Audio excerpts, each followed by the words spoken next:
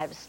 But the work did stop briefly for Sunday Mass. Glory to the Father, and to the Son, and to the Holy Spirit, now and forever. In sanctuaries across the country, the victims were remembered. There were prayers for the dead, as well as their families. They are celebrating with us in the presence, in our memory, our thoughts.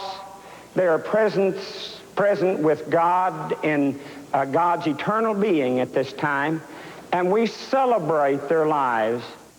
The first ground-level video from the scene shows that Little managed to survive in one piece on the hillside where parts of the 737 are embedded in the soil. It's taken 3 days, and they've yet to remove all of the bodies. Several of the rescue workers had to quit because of injuries and stress. And now investigators are looking for more pieces of the right engine. There is the possibility that a jet engine thrust reverser or a malfunctioning rudder caused the crash. That there may have been a deployed thrust reverser in flight is something that demands serious attention. The jet, of course, crashed Thursday night 6 miles from Pittsburgh International Airport as it was preparing to land. The doomed plane plunged 6,000 feet in just 23 seconds, hitting the ground at more than 300 miles per hour. A Cobb County man had a ticket for that flight. And this weekend, he's been thinking about how he's still alive because of one phone call. Bill Goodwin was supposed to be on Flight 427, but was saved by a twist of fate. Goodwin and his family are counting their blessings after his close call. The insurance agent was about to board the USAir jet in Chicago for a meeting in Pittsburgh, but at the last minute, Goodwin's secretary paged him at the airport with word that that meeting had been canceled. I called my office, and Nancy said, "I'm so glad I got you." I was just trying to save him that aggravation of going to a meeting that didn't take place. It's almost like a second chance to just start all over. This is a second life almost. There's a moment of disbelief, that couldn't have happened, but then sort of a quiet calm settled in, as I know it had, and there was a real peace that I felt. For a few anxious moments, Goodwin's family feared he might be among the victims of the plane crash. They weren't sure if he had gotten the message from his secretary.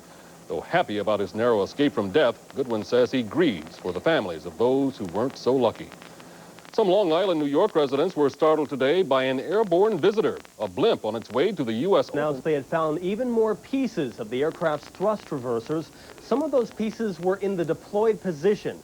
So investigators are now trying to determine whether the plane's right engine went into reverse thrust in mid-flight.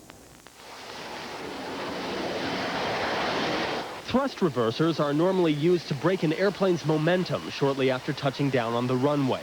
On aircraft like the Boeing 737 that crashed, thrust reversers are panels on the engine that close to divert the jet exhaust forward, slowing down the plane.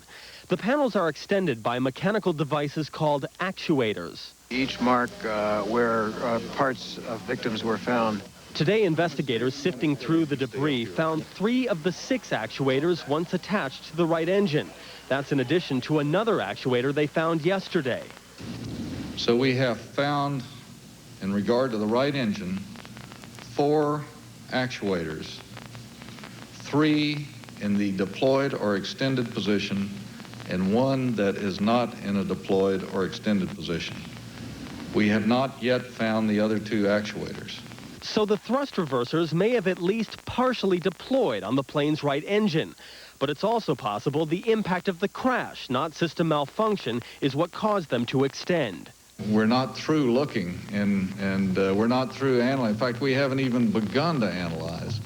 And I will say again, as I always have, if you draw a conclusion today, you're probably going to be proven wrong before this case is fully developed and over. So obviously no official ruling from the NTSB. However, some aviation experts question whether a thrust reverser caused the crash. They say if the right engine had gone into reverse, the plane would have rolled right. Instead, we know the plane, in fact, rolled left. So at this point, it's really still too early to make any safe assumptions about what caused this tragic crash. And we are live in the Satellite News Center. Jonathan Seri, Channel 2 Action News. Jonathan, thank you. Among the